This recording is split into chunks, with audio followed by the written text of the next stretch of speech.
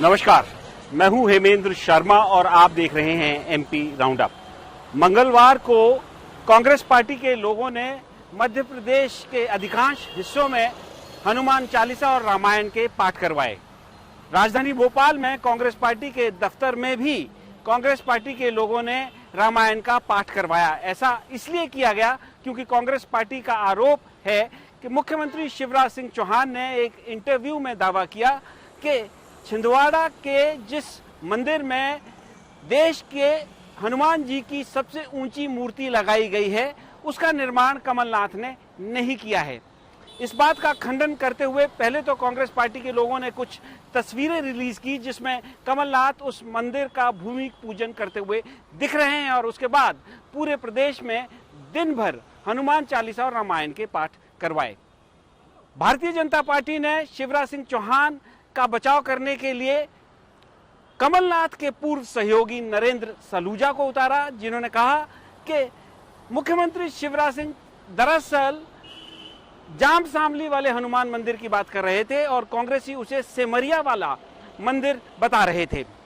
और नरेंद्र सलूजा ने यह भी कहा कि जो सेमरिया का हनुमान मंदिर है उसका निर्माण कमलनाथ ने अपनी व्यक्तिगत मनोकामना पूर्ण होने पर बनवाया था। शिवराज जी ने कार्यक्रम में कहा कि सोसर के जाम सावली में पहले से हनुमान जी की मूर्ति स्थापित है और 314 करोड़ की लागत से 26 एकड़ में उसको हम भव्य अलौकिक स्वरूप दे रहे हैं, जिसके काम की हम शुरुआत कर चुके हैं। तो अब मुद्दा विहीन कांग्रेस, जिसके पेट में दर्द हो रहा है कि छिंदवाड़ा के अंदर इतने बड़े हनुमान लोग का काम चालू हो रहा है, तो रोज उस दिन से कोई बहाने खोज रहे हैं कि किसी भी मुद्दों से भटकाए जा चुके हैं, चालू हो गए कि अरे कमलनाथ जी ने मूर्ति बनवाई, जो पहले से चालू। रोज सुबह शाम उठकर कमलनाथ जी कांग्रेस एक ही बात करती, हमने मूर्ति लगवाई, हमने मंदिर बनवाया, हमने मूर्ति लगवाई, हमने मंदिर बनवाया, और इस आड़ में मुद्दों से भटका कि वो फिर सुबह से यही महिमा मंडन कमलनाथ जी का कांग्रेस चालू हुई, क्योंकि उनको आदत पड़ी है।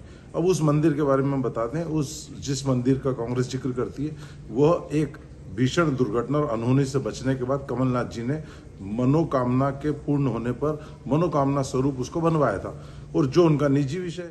अब सवाल यह है कि मंदिर चाहे किसी ने भी बनवाया हो, आखिरकार जाना तो उसमें श्रद्धालुओं को ही है। और सवाल यह भी है कि मंदिर के ऊपर और खासकर हनुमान मंदिर के ऊपर चुनावों से ठीक पहले भारतीय जनता पार्टी और कांग्रेस पार्टी इस तरह की राजनीति क्यों कर रहे हैं। और बात करने के लिए हमारे साथ मौजूद हैं senior journalist mister Deshdeep Saxena. बहुत बहुत स्वागत है भाई साहब आपका। सबसे पहला सवाल तो यही है कि आखिरकार ये झगड़ा चुनावों से पहले क्यों हो रहा है कि भाई किसने मंदिर बनवाया। शिवराज जी कह रहे हैं कि कमलनाथ, तो हो सकता है कुतुब मीनार के बारे में भी कहें कि उन्होंने बनवाया है। बड़ा हास्यास्पद है ये और बड़ा चिंतनीय भी है कि चुनाव की कैंपेन किस दिशा में जा रही है।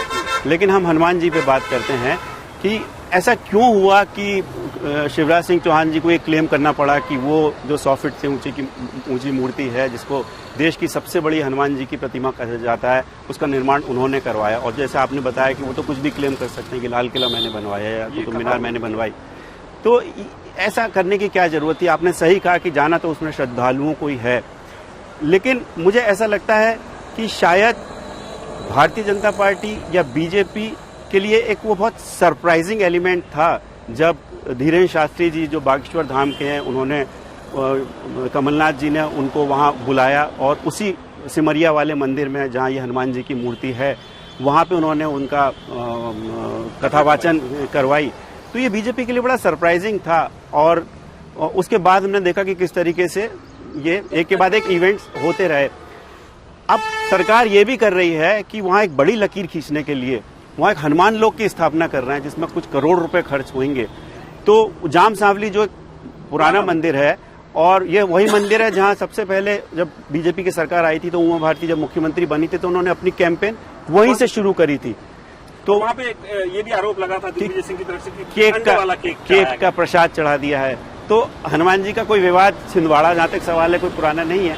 लेकिन हाँ, अब कमलनाथ जी के मंदिर के पास एक बड़ी लकीर खींचने के लिए और ये बताने के लिए मैं बड़ा हनुमान भक्त हूँ, शिवराज जी वहाँ पे हनुमान लोग बना रहे हैं। मेरा सवाल आपसे यही है देशदीप जी कि आखिरकार ये जरूरत क्यों पड़ रही है कमलनाथ को भी और शिवराज सिंह चौहान को भी ये बताने की कि मैं बड़ा हनुमान भक्त हूँ। मैं बड़ा हनुमान भक्त हूँ और मैं हिंदुत्व को मानता हूं, और ये सारी चीजें वोट का बांटने की राजनीति है बेसिकली।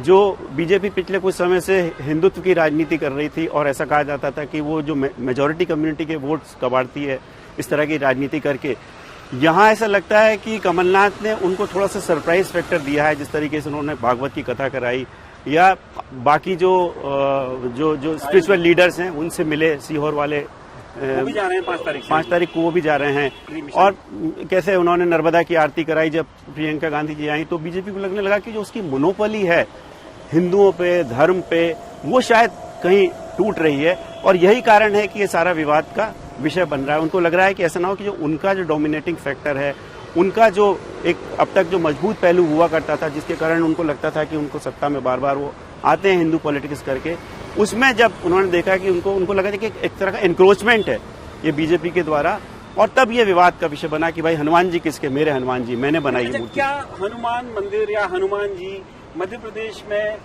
चुनाव के लिए या वोटर्स के लिए कोई वोट डालने के लिए एक फैक्टर हो सकते हैं? देखिए, होना तो नहीं चाहिए, जो हमारा जो सामान्य ज्ञान कहता है होना नहीं चाहिए, लेकिन जो नेता, हम हमेशा से ये बात करते आए हैं कि नेता हमसे ज्यादा समझदार हैं। उनको लगता है कि ऐसा करने से जो एक बहुसंख्यक जो समाज है वो अट्रैक्ट होता है, और वो जब वोट डालने जाता है तो उसके दिमाग में जो बहुत सारी चीजें होती हैं, उसमें से रिलीजन भी होता है, धर्म भी होता है, हनुमान जी भी होते हैं, राम मंदिर बनाई रही है बीजेपी, मंदिर की राजनीति बहुत पुरानी है हिंदुस्तान में। तो ये सारे फैक्टर्स को देख के ही नेता इस तरह की राजनीति करने लगे हैं, जबकि ये होना नहीं चाहिए मेरे ख्याल से। मेरा आपका नेक्स्ट लॉजिकल क्वेश्चन है वो यही है कि भाई अभी तक जब चुनाव in the run up to the elections, Congress party बात कर रही थी 50% कमीशन की, कांग्रेस पार्टी बात कर रही थी बेरोजगारी की, महंगाई की, तो वो तमाम मुद्दे सब पीछे चले गए और अब आगे बात हो रही है हनुमान जी के मंदिर की, कौन बड़ा हनुमान भक्त है। तो क्या कांग्रेस पार्टी बीजेपी के ट्रैप में तो नहीं फंसती हुई नजर आ रही है? नहीं, ट्रैप नहीं है, वो ये है कि कौन किसके ऊपर एज बना लेता है चुनाव में। तो वो जो 50% का जो बात कर रहे हैं आप, वो भी रहेगा मेरे ख्याल से, समय आएगा। लेकिन ये जो इमीडिएट कॉज ऑफ प्रोवोकेशन है, वो जैसा आप बता रहे हैं कि एक इंटरव्यू के बाद ये विवाद शुरू हुआ। लेकिन हाँ, हैविंग सेड दैट, कांग्रेस को भी मेरे ख्याल से अपने उसी कोर्स पे चलना चाहिए जो बोलते हैं भ्रष्टाचार है सरकार में, उनका आरोप है। उनका कहना है कि एम्प्लॉयमेंट नहीं है, बेरोजगारी की समस्या है या महंगाई की समस्या है, उनको उसी पाथ पे चलना चाहिए। लेकिन शायद नेताओं को लगता है कि जो इलेक्शन कैंपेन भी होती है वो भी एक मारवाड़ी थाली समान होती है, उसमें सारे फैक्टर्स होने चाहिए, छोटे छोटे, मीठा भी होना चाहिए, खट्टा भी होना चाहिए, हनुमान जी भी होना चाहिए, करप्शन का मुद्दा भी होना चाहिए, बेरोजगारी का मुद्दा भी होना चाहिए। और इन सारे मुद्दों को लेकर जब वो आगे बढ़ेंगे तो उनको लगता है कि उनके चुनाव की नैया पार हो सकती है। तो थाली तो होना चाहिए, लेकिन मुख्य मुद्दे जो हैं उससे भटकना भी नहीं चाहिए। बिल्कुल। और मुख्य मुद्दे जो हैं मध्य प्रदेश में बेरोजगारी है, मध्य प्रदेश में महंगाई है, और जैसा कि कांग्रेस पार्टी अभी तक आरोप लगाती रही है कि मध्य प्रदेश में करप्शन राज है, 50% कमीशन जो है लिया जाता है।